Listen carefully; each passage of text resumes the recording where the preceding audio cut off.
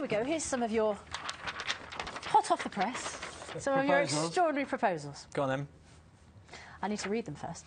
So, Helen writes, since I was little, I always wanted to get married in a little church outside Inverness. My husband proposed by chartering a plane to fly us over the church, and in the grounds was a huge banner that said, Helen, will you marry me? I obviously said yes. We got married in the church less than a year later. 5 years on, it's one of my favourite memories. That is a man who's listened to his partner's dreams. On the other hand, and Trevor Silvester's here, listening to this, who's a relationship coach. Have a listen to this one, Trevor, from Fiona. Her husband, she said, was a bit more direct. His idea of a romance, she woke her up in the morning, announced they were going to get married. No bended knee. They got in the car, drove to the jeweller's, got a ring, went to the multi-storey car park where he put it on, and saying that she's not complaining at all. We don't celebrate Valentine's Days. We don't need one specific day to show each other how much we love one another. The reason that we're pointing all this at Trevor is because Trevor Silvester has been a relationship coach for 20 years, and you're on because you deal with the challenges that couples face.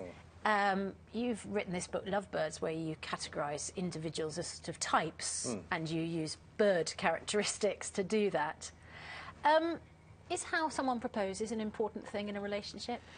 I think it can be a good sign of how they're trying to show the other person that they're loved. And on many occasions, obviously, it's going to go right. And sometimes I think it can, well, I've seen on YouTube, it goes spectacularly wrong as well. Because I think one of the key things I find with people who come to see me is often they're showing each other they love each other, but they're showing it in a way that they would like done to them, which is often different. You know, so one person might make a big show of it, and the other person actually would prefer something much quieter. So you can actually get off, right from the very first date, you can get off on the wrong foot simply because you're trying to do to others what you would have done unto them. Well, I suppose you come to all these things at the other end of the story, don't you? Because presumably people mostly come to you when things have gone wrong. Yes. But can you, from what your answer was just a second ago, sometimes you can trace that right back to the beginning. So, you know, the problems almost started when, in theory, the good bit was going on. Absolutely. Opposites attract, and then they tend to drive each other mad, is what I've found. So if you can understand the differences that are causing the early frictions, or the frictions as they develop, because in the early days, everyone's on their best behaviour, and the things that drive you mad later can seem quite cute at the beginning. If you can understand what those are, and that everyone has reasons for what they're doing, then you can actually turn those into strengths instead of the things that you bring into my room, warring about each other. How do you decide what type of a lovebird somebody is? Because that's the way that you've used to analyse relationships. I have. I wanted to put people into categories that they could understand as a means of being able to chat to each other about the things that they're arguing about, or just finding difficult.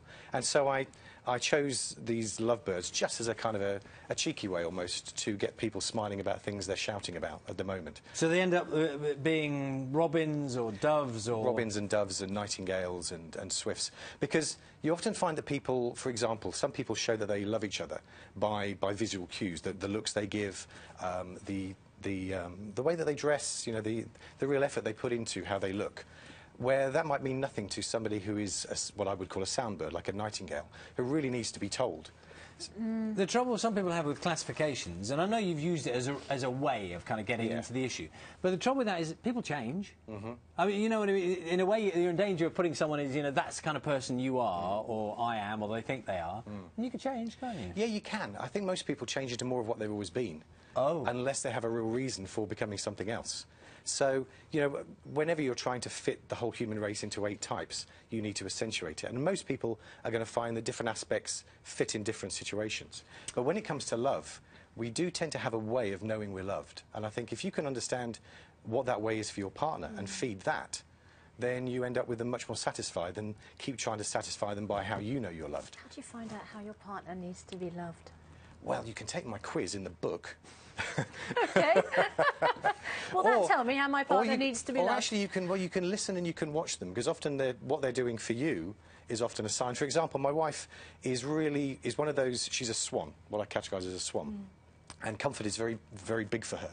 So making my life lovely is a real way that she shows that she loves me. Now, I'm an owl, so I'm immune to comfort. I really don't notice one thing from another. And so I wouldn't have given you that cup of coffee if I had known that. Completely wasted. And so for me, knowing that comfort is important to her, then I make an effort to do those things for her that otherwise really wouldn't occur to me. Oh, there you go. There's your answer. Interesting and pertinent, of course, on Valentine's Day. Lovely to meet you. Trevor Silvester's book is Lovebirds, and it is out now. Let's take a moment and have a look at the weather with Carol. Morning. Thank you, Johnny. Good morning.